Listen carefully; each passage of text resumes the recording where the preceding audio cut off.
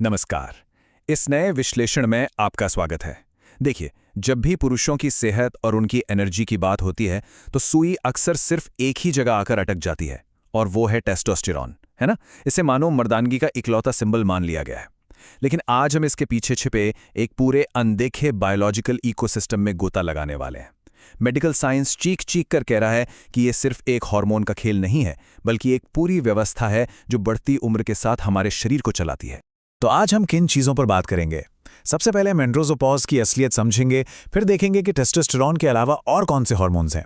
इसके बाद पेट और हार्मोन के कनेक्शन, नींद और तनाव के चक्र, इस विषय पर समाज की चुप्पी तोड़ने और आखिर में हार्मोनल बैलेंस वापस पाने के तरीकों पर चर्चा करेंगे। बस यही हमारा आज का फोकस रहेगा। चलिए, सबसे पहले बात करते हैं एंड्रोजोपॉज की सच्चाई के बारे में, जो दरअसल एक बहुत ही धीमा, क्रमिक बदलाव है। अब यहाँ एक बहुत ही दिलचस्प बल्कि गंभीर सवाल उठता है। महिलाओं के मेनोपॉज के बारे में तो आजकल हर जगह खुलकर बात होती है, जो कि बहुत अच्छी बात है। लेकिन आधी आबादी यानी पुरुषों के शरीर में होने वाले इतने बड़े बायोलॉजिकल बदलाव पर सन्नाटा क्यों है? इस खामोशी का नतीजा ये होता है कि लाखों लोग अंदर ही अंदर जूझते रहते हैं और उन्हें पता ही नहीं होता कि उनके शरीर में आखिर चल क्या रहा है। तो ये एंड्रोजोपॉज है क्या? मेडिकल भाषा में इसे एज रिलेटेड हाइपोगोनाडिज्म कहते हैं। आसान शब्दों में समझें तो 40 की उम्र के आसपास टेस्टोस्टेरॉन और बाकी हार्मोन्स में एक बहुत ही धीमी लेकिन लगातार गिरावट शुरू हो जाती है। महिलाओं के मेनोपॉज की तरह इसका कोई एकदम से होने वाला अंत नहीं है। इसमें हर साल हार्मोन लेवल करीब 1% गिरता है। और पता है दिक्कत क्या है?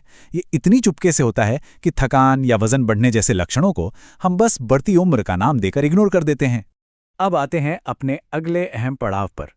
टेस्टोस्टेरोन से परे उन हार्मोन्स की बात करते हैं जिन पर किसी का ध्यान नहीं जाता। असल में टेस्टोस्टेरॉन तो बस हिमखंड का सिरा है। पर्दे के पीछे कई और हीरो काम कर रहे हैं, जैसे कि एस्ट्राडियोल। हाँ, ये एस्ट्रोजन का ही एक रूप है जिसे अक्सर महिलाओं से जोड़ा जाता है, लेकिन पुरुषों में भी ये हड्डियों की मजबूती और सेक्स ड्राइव को कंट्रोल करता है। फिर है कॉर्टिसोल, जो आपके तनाव और सूजन को संभालता है। इसके अलावा DHEA है, जो टेस्टोस्टेरॉन बनाने में मदद करता है। और हाँ, थायराइड को मत भूलिए, जो आपकी एनर्जी और मेटाबॉलिज्म का बॉस है। अच्छी सेहत के लिए इन सभी का एक परफेक्ट तालमेल में काम करना नितांत आवश्यक है। इनमें से एक भी पटरी से उतरा तो पूरी ट्रेन डिरेल हो जाती है। अब एक और मजेदार बात सुनिए। ब्लड टेस्ट में टेस्टोस्टेरॉन मापना भी इतना सीधा नहीं है। हम अक्सर टोटल टेस्टोस्टेरॉन देखते हैं, जिसमें वो हार्मोन्स भी शामिल होते हैं जो SHBG जैसे प्रोटीन से बंधे होते हैं, यानी वो किसी काम के नहीं होते। जो असल में आपके शरीर के काम आता है वो है फ्री टेस्टोस्टेरॉन। अगर आपके शरीर में बाइंडिंग प्रोटीन का स्तर ज्यादा है तो वो हार्मोन को जकड़कर बेकार कर देते हैं। मतलब रिपोर्ट में सब नॉर्मल दिखेगा, लेकिन शरीर में ऊर्जा बिल्कुल नहीं होगी।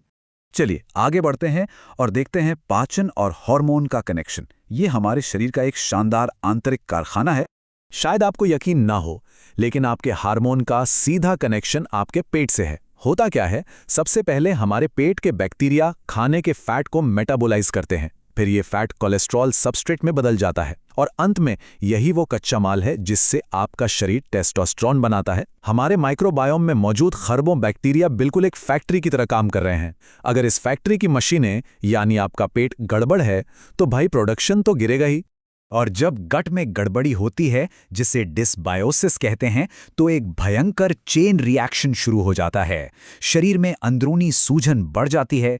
आप चाहे कितना भी अच्छा खा लें, जिंक, मैग्नीशियम और विटामिन डी शरीर को लगता ही नहीं है। शारीरिक तनाव के कारण कॉर्टिसोल नाम का स्ट्रेस हार्मोन आसमान छूने लगता है और बी विटामिन्स का बनना रुक जाता है। सीधे शब्दों में कहें तो खराब हाजमा आपके पूरे एंडोक्राइन सिस्टम पर ब्रेक लगा देता है। आइए अब नींद और तनाव के उस चक्र को समझते हैं, जो बिल्कुल एक दो तरफा रास्ते की तरह है। जरा सोचिए, आपकी शाम कैसी बीतती है। स्क्रीन टाइम और स्ट्रेस, ये दोनों हमारी प्राकृतिक शांति को छीन लेते हैं। रात को जब गहरी नींद नहीं आती तो शरीर टेस्टोस्टेरोन रिलीज ही नहीं कर पाता, और सुबह सुबह आप थके हुए उठते हैं क्योंकि कॉर्टिसोल बढ़ा हुआ होता है। एक फैक्ट बताऊं, हमारे शरीर का ज्यादातर टेस्टोस्टेरोन गहरी नींद में ही बनता है। तो अगर आप 7 से 9 घंटे की नींद नहीं ले रहे हैं, तो आप न सिर्फ टेस्टोस्टेरोन गिरा रहे हैं, बल्कि अपने स्ट्रेस हार्मोन को भी दावत दे रहे हैं। और यहीं से शुरू होता है खतरनाक लूप। बढ़ा हुआ स्ट्रेस यानी हाई कॉर्टिसोल टेस्टोस्टेरोन को नीचे गिरा देता है, और गिरा हुआ टेस्टोस्टेरोन आपकी नींद को और भी खराब कर देता है। ये एक ऐसा दुष्चक्र है जिसे तोड़ना बहुत जरूरी है। नींद की कमी से हार्मोन्स बर्बाद होते हैं और बर्बाद हार्मोन्स की वजह से नींद नहीं आती। अब बात करते हैं इस विषय पर चुप्पी तोड़ने की, क्योंकि इसका मानसिक प्रभाव बहुत गहरा होता है। क्या आप जानते हैं 77%, जी हाँ, यूके के एक अध्ययन के मुताबिक 77% पुरुषों ने जीवन में कभी न कभी स्ट्रेस, एंग्जाइटी या डिप्रेशन जैसी मानसिक समस्याओं का सामना किया है। ये आंकड़ा सच में चौंकाने वाला है। लेकिन इस आंकड़े का एक दूसरा और कड़वा सच भी है। इनमें से करीब 60% तो अपनी समस्याओं के बारे में बात करते हैं, लेकिन 40% लोग ऐसे हैं जो इन संघर्षों को पूरी तरह छिपाए रखते हैं। क्यों? क्योंकि समाज में इसे कमजोरी मान लिया जाता है। और ये जो खामोशी है ना, ये इंसान को और भी अकेला कर देती है और सही इलाज तक पहुंचने ही नहीं देती। अब सवाल ये है कि इन हार्मोनल बदलावों के छिपे हुए संकेत क्या हैं? ये सिर्फ उदासी या रोने के रूप में नहीं दिखते। अगर आप खुद को कमजोर या बोझ महसूस कर रहे हैं, अचानक से ज्यादा जोखिम लेने लगे हैं, नशे पर निर्भरता बढ़ गई है, बात बात पर बेवजह गुस्सा या चिड़चिड़ापन हो रहा है, या फिर ब्रेन फॉग यानी सोचने, समझने और फैसले लेने में दिक्कत हो रही है, तो संभल जाइए। कम टेस्टोस्टेरोन वाले बढ़ती उम्र के पुरुषों में ये लक्षण बहुत आम है, जिसे वो अक्सर अपनी भावनाओं को दबाने के लिए इस्तेमाल करते हैं। तो क्या इसका कोई समाधान है? बिल्कुल है। चलिए देखते हैं वो महत्वपूर्ण कदम जिनसे हम हार्मोनल संतुलन वापस पा सकते हैं। शुरुआत कुछ बहुत ही बेसिक लेकिन दमदार लाइफस्टाइल बदलावों से होती है। सबसे पहले तो 7 से 9 घंटे की क्वालिटी नींद पक्की करें। पेट को दुरुस्त रखने के लिए फाइबर और न्यूट्रिएंट से भरा खाना खाएं। नियमित रूप से स्ट्रेंथ ट्रेनिंग करें। यह हार्मोन्स के लिए जादू का काम करता है। ध्यान या मेडिटेशन के जरिए तनाव कम करें।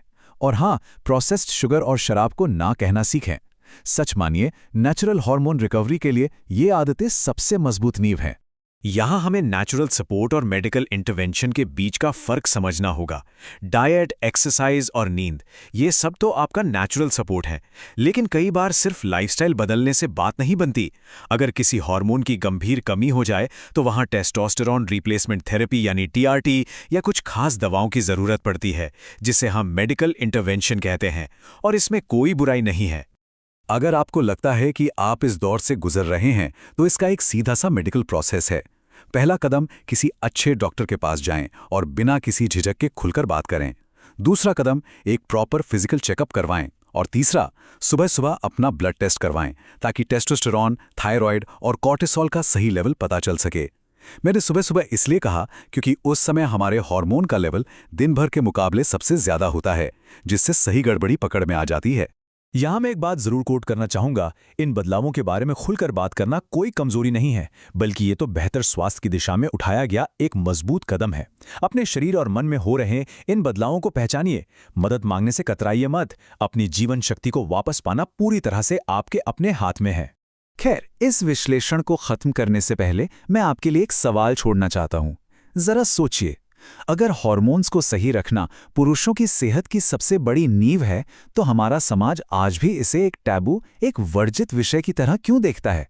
यह सिर्फ क्लिनिक में होने वाली बातचीत नहीं है। ये एक ऐसा मुद्दा है जिस पर डाइनिंग टेबल से लेकर दोस्तों की महफिल तक खुलकर बात होनी चाहिए। आखिरकार हमारे हार्मोनल स्वास्थ्य को समझना ही तो एक एनर्जेटिक और संतुलित जीवन की असली चाबी है।